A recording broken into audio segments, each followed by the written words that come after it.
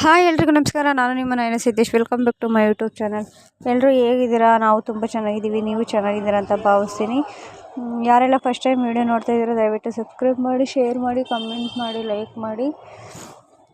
ವಿಡಿಯೋನ ಕೊನೆವರೆಗೂ ಸ್ಕಿಪ್ ಮಾಡದೆ ನೋಡಿ, ನಮಗೆ ಸಪೋರ್ಟ್ ಮಾಡಿ ಪ್ಲೀಸ್. ದಯವಿಟ್ಟು ಸಪೋರ್ಟ್ ಮಾಡಿ ಫ್ರೆಂಡ್ಸ್.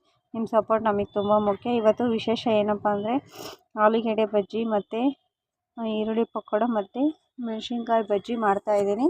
ಸೊ ಅದನ್ನು ನಿಮಗೆ ತೋರಿಸೋಣ ಅಂತ ಹೇಳ್ಬಿಟ್ಟು ವೀಡಿಯೋ ಮಾಡ್ತಾಯಿದ್ದೀನಿ.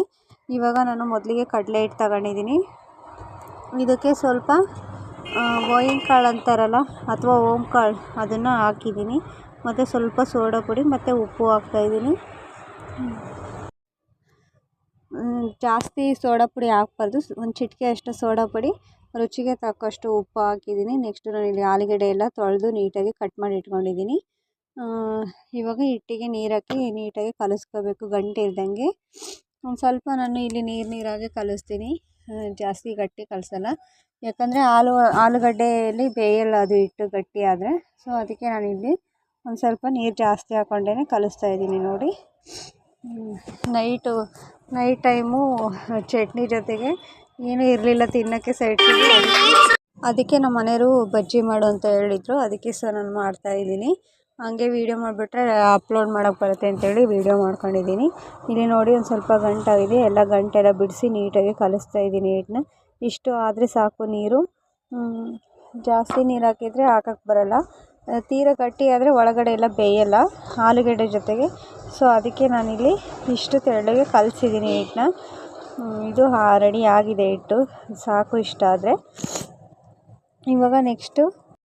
ಇವಾಗ ನೆಕ್ಸ್ಟು ನಾನಿಲ್ಲಿ ಸ್ಟವ್ ಮೇಲೆ ಎಣ್ಣೆನ ಕಾಯಕ್ಕೆ ಇಟ್ಕೊಂಡಿದ್ದೆ ಆಲ್ರೆಡಿ. ನೋಡಿ ಎಣ್ಣೆ ಕಾಯ್ತಾ ಇದೆ.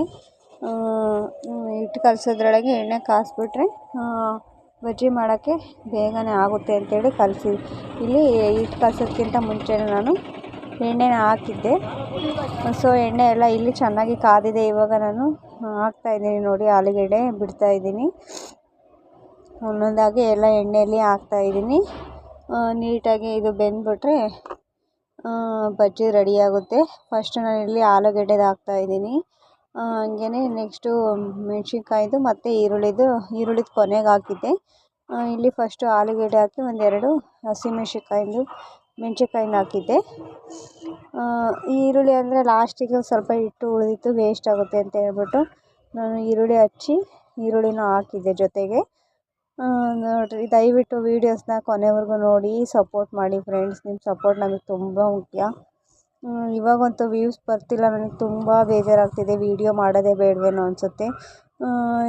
ಯಾವ ವೀಡಿಯೋ ಹಾಕಿದ್ರೂ ವ್ಯೂಸೇ ಬರೋಲ್ಲ.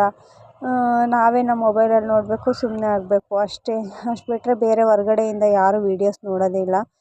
ಸೊ ಅದಕ್ಕೆ ನನಗೆ ತುಂಬ ಬೇಜಾರಾಗಿ ಹರ್ಟ್ ಆಗ್ತಿದೆ. ಏನು ಮಾಡಬೇಕು ಅಂತಲೇ ಗೊತ್ತಾಗ್ತಿಲ್ಲ. ಈಗ ಫೈನಲಾಗಿ ಬಜ್ಜಿ ಈ ರೀತಿ ಆಗಿದೆ ನೋಡಿ. ಇವಾಗ ಇನ್ನೊಂದು ಕಡೆ ಎಲ್ಲ ನಾನು ತಿರುಕೊಂಡು ಬೇಯಿಸ್ಕೊತಾ ಇದ್ದೀನಿ. ನೋಡಿ ಇಲ್ಲಿ ಯಾವ ರೀತಿ ಆಗಿದೆ ಅಂತ. ಇದು ಕಂಪ್ಲೀಟಾಗಿ ಇದು ಬೆಂದಿದೆ. ಇದು ಇಷ್ಟ ಆದರೆ ಸಾಕು. ಇದನ್ನು ನಾವು ತೆಗೆದುಬಿಟ್ರೆ ಬಜ್ಜಿ ತಿನ್ನೋದಕ್ಕೆ ಚೆನ್ನಾಗಿರುತ್ತೆ. ನೋಡಿ ನಾನು ಲಾಸ್ಟಿಗೆ ತೆಗ್ದಿದ್ದೀನಿ ಯಾವ ರೀತಿ ಬಂದಿದೆ. ಆಲೂಗೆಡ್ಡೆ, ಈರುಳ್ಳಿ ಬೋಂಡ ಮತ್ತು ಮೆಣಸಿನ್ಕಾಯಿ ಬೋಂಡ ಪೂರ್ತಿಯಾಗಿ ಎಲ್ಲ ನೀಟಾಗಿ ಬೆಂದಿದೆ.